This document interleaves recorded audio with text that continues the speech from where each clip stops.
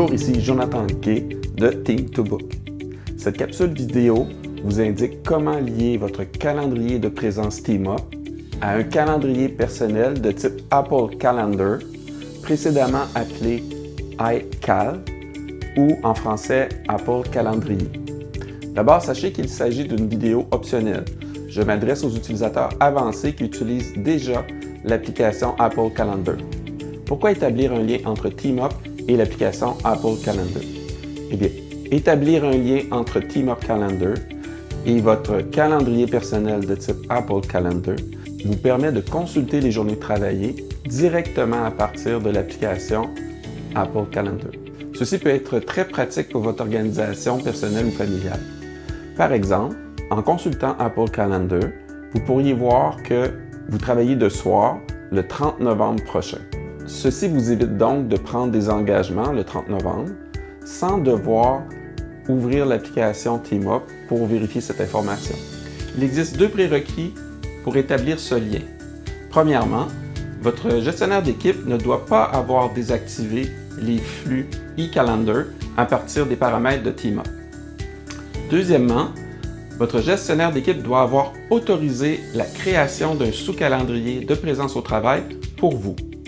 En effet, puisque le nombre de sous-calendriers influence l'abonnement nécessaire à TeamUp, les gestionnaires d'équipe voudront activer cette option uniquement pour les utilisateurs voulant effectuer le lien entre TeamUp et leur calendrier. Votre gestionnaire d'équipe peut autoriser la création de ce sous-calendrier directement à partir du tableau de bord de Team2Book. Pour ce faire, lorsqu'elle ajoute un nouvel utilisateur ou lorsqu'elle modifie un utilisateur existant, elle doit simplement s'assurer que la case « Inclure un sous-calendrier de travail » est à « Oui ». Vous pouvez vérifier que votre gestionnaire d'équipe a bien autorisé la création de ce sous-calendrier de présence au travail directement à partir de TeamUp en utilisant le lien d'accès qu'on vous a fourni.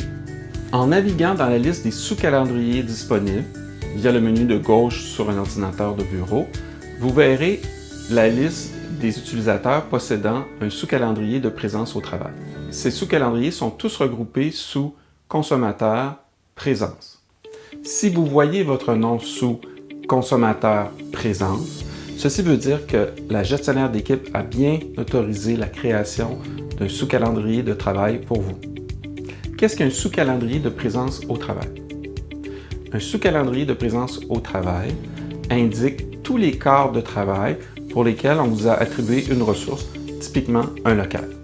Votre sous-calendrier de disponibilité et non-disponibilité n'est pas suffisant, puisque ce dernier n'indique pas les quarts de travail où on vous a assigné à des événements spéciaux, par exemple un travail de soir ou de fin de semaine, ou pour une clinique médicale, l'assignation au sans rendez-vous. Il n'indique pas non plus les quarts de travail pour lesquels aucune ressource n'est disponible pour vous. Pour cette raison, vous devez lier votre calendrier de présence au travail avec Apple Calendar et non votre calendrier de disponibilité ou non-disponibilité. Par défaut, votre calendrier de présence au travail indique tous vos quarts de travail. Ceci veut dire que lorsque vous allez lier votre calendrier de présence au travail avec Apple Calendar, tous les quarts de travail seront visibles directement à partir d'Apple Calendar. Certains utilisateurs possédant généralement un horaire de travail régulier préféreront peut-être afficher uniquement les événements spéciaux dans leur sous-calendrier de présence au travail, c'est-à-dire lorsqu'ils travaillent de soir, de fin de semaine ou au sans rendez-vous, etc. Si cela est votre cas, demandez à votre gestionnaire d'équipe d'inclure uniquement les événements spéciaux dans votre sous-calendrier de présence au travail. En effet, la gestionnaire d'équipe a l'option d'afficher uniquement les événements spéciaux ou tous les événements de présence au travail. Voici comment aller chercher le flux iCalendar sortant de votre sous-calendrier de présence au travail. Afin d'indiquer à Apple Calendar quels sont les événements à inclure, vous devez aller chercher l'URL de votre sous-calendrier de présence au travail. Pour ce faire, connectez-vous d'abord à TeamUp à l'aide de votre lien d'accès personnalisé. Ensuite, cliquez sur le menu de type Hamburger situé dans le coin supérieur droit. Sélectionnez ensuite Préférences, Flux e-Calendar. Parmi la liste des sous-calendriers, repérez celui indiquer consommateur, présence et ensuite votre nom. Pour ce faire, pointez la souris sous le mot consommateur et le nom complet du calendrier apparaîtra à l'écran. Une fois que vous avez repéré le bon sous-calendrier, cliquez sur le bouton Copier. L'adresse URL de votre sous-calendrier de présence au travail se retrouve maintenant dans votre presse papier. La plupart d'entre vous qui utilisez déjà Apple Calendar possédez également un appareil mobile de type iPhone ou iPad. Voici donc 4 manières de lier votre sous-calendrier de présence au travail avec Apple Calendar sur votre mobile. Sachez qu'il est également possible d'effectuer cette étape sur un ordinateur de bureau de type Mac. Pour ce faire, consultez le lien suivant. Étape préparatoire. Transférez-vous par courriel le lien eFlux Calendar copié à l'étape précédente. Utilisez un courriel en mode HTML. Première manière, à l'aide de Apple Mail. Ouvrez l'application Apple Mail sur votre mobile. Repérez le courriel contenant le lien eFlux Calendar que vous vous êtes transmis. Cliquez sur ce lien. Cliquez « S'abonner ». Ensuite, vous avez l'option de changer la couleur des événements si vous le désirez. Finalement, cliquez sur « Ajouter » en haut à droite de votre écran.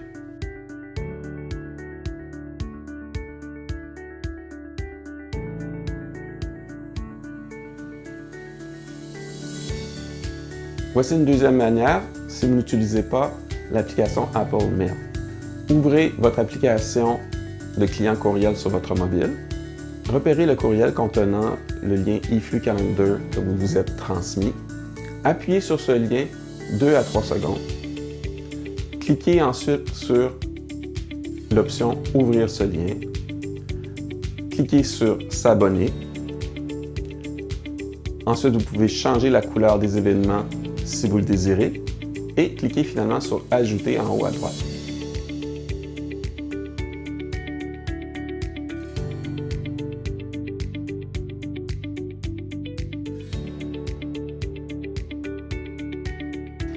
Voici une troisième manière si l'ouverture du lien n'est pas possible ou si vous n'utilisez pas par défaut l'application Calendrier Apple Calendar. Ouvrez votre application courriel sur votre mobile. Repérez le courriel contenant le lien eFlux Calendar. Appuyez sur le lien 2 à 3 secondes. Cliquez sur « Copier le lien ». Si le courriel n'est pas de type HTML, vous pouvez tout de même sélectionner et copier le lien en appuyant 2-3 secondes sur le texte et ensuite vous pourrez sélectionner le texte et cliquer sur « Copier ». Ouvrez ensuite l'application Apple Calendar. Vous devriez voir en bas de page un choix intitulé « Calendrier ». Appuyez sur ce choix. En bas de page, choisissez « Nouveau calendrier ». Choisissez « Ajouter un calendrier par abonnement ». Cliquez rapidement dans le champ URL de l'abonnement. Un infobulle devrait apparaître avec le choix « Coller » pour y coller l'URL que vous avez copié précédemment. Cliquez sur « S'abonner ». Changez la couleur des événements de ce sous-calendrier si vous le désirez. Cliquez en haut à droite sur « Ajouter ».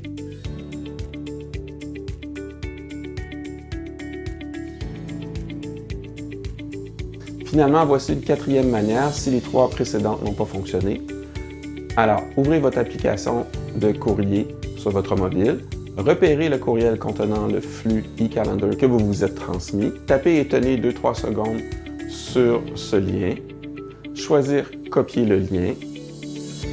Retournez dans les réglages de votre mobile. Choisissez l'application « Calendrier ». Tapez « Compte ». Choisir « Ajouter un compte ». Choisir « Autre ». Choisir « Ajouter un abonnement ». Tapez dans le champ « Serveur ». Collez l'adresse URL du flux e-calendar. Cliquez sur « Suivant ». Cliquez sur « Enregistrer ». Si vous voulez changer la couleur des événements, vous devrez le faire directement à partir des paramètres de votre application Apple Calendar. J'espère que cette vidéo vous a plu et que vous êtes maintenant en mesure de lier votre sous-calendrier de présence TeamUp à votre calendrier personnel de type Apple Calendar. Merci.